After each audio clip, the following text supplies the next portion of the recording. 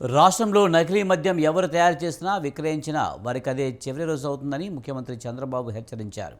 ములకల చెరువులో నకిలీ మద్యం తయారు చేసిన వారిని పట్టుకుని కేసులు పెట్టామని, ఈ వ్యవహారంలో టీడీపీ వారిని ఉపేక్షించకుండా అరెస్టు చేసి కఠినంగా వ్యవహరించామని ఆయన తెలిపారు.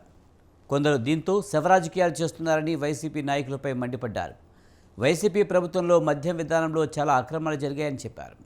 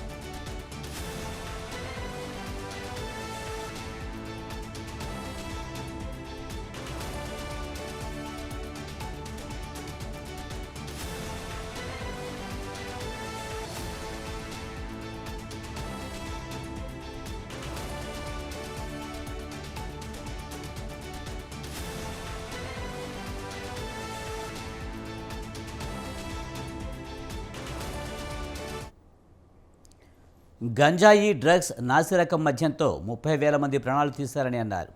కూటమి ప్రభుత్వంలో అలాంటి వాటిని ఉపేక్షించేది లేదని ఆయన స్పష్టం చేశారు. నెల్లూరులో సాధారణ మరణం సంభవిస్తే నకిలీ మద్యం తాగి చనిపోయినట్లు తప్పుడు ప్రచారం చేస్తున్నారని వైసీపీ నాయకులు, ఆ పార్టీ అధ్యక్షుడు జగన్ ఉద్దేశించి చంద్రబాబు నిప్పులు చెరిగారు. తప్పుడు ప్రచారం చేస్తే కఠిన చర్యలు తీసుకుంటామని హెచ్చరించారు.